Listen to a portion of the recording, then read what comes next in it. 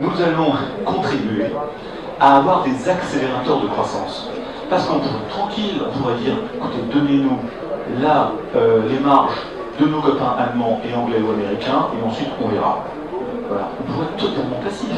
On attend. Pendant ce temps-là, on se développe à l'étranger. Et qu'est-ce qu'on fait? On dit non, on prend le lead, on est actionneur, on apporte des idées, et on va proposer le 16 septembre une vingtaine d'accélérateurs d'emploi et de croissance. Parce que le pacte ne suffira pas.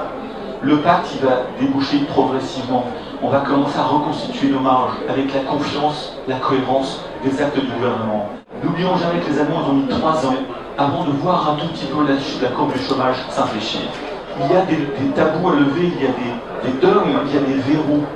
Alors vous les connaissez, certains, puisqu'ils sont déjà dans les discussions que nous aurons avec nos partenaires sociaux. Les sociaux, bien sûr, le travail le dimanche. Et puis sectoriellement, vous aurez le logement, vous aurez les services à la personne.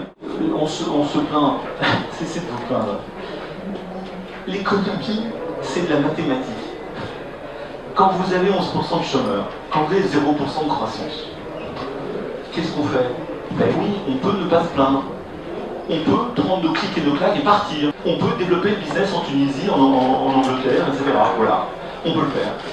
Et bien nous, ce qu'on dit, c'est que non, on veut rester en France, on veut embaucher en France, on veut investir en France. La France, c'est un grand pays, des atouts extraordinaires. C'est ça qu'on dit.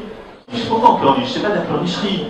C'est que lorsque on nous donne un pacte de responsabilité et qu'on fait des lois, des projets de loi, anti-économique, anti-entreprise, des usines à gaz comme le dispositif pénibilité dont je ne reviendrai pas, il faudra à tout prix éviter ce genre de choses dans les mois à venir.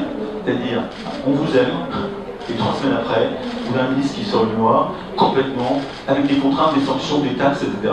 Non, ça suffit. Toute contrainte supplémentaire induira du chômage. Toute taxe supplémentaire induira du chômage. Tout impôt ou cotisation induira du chômage.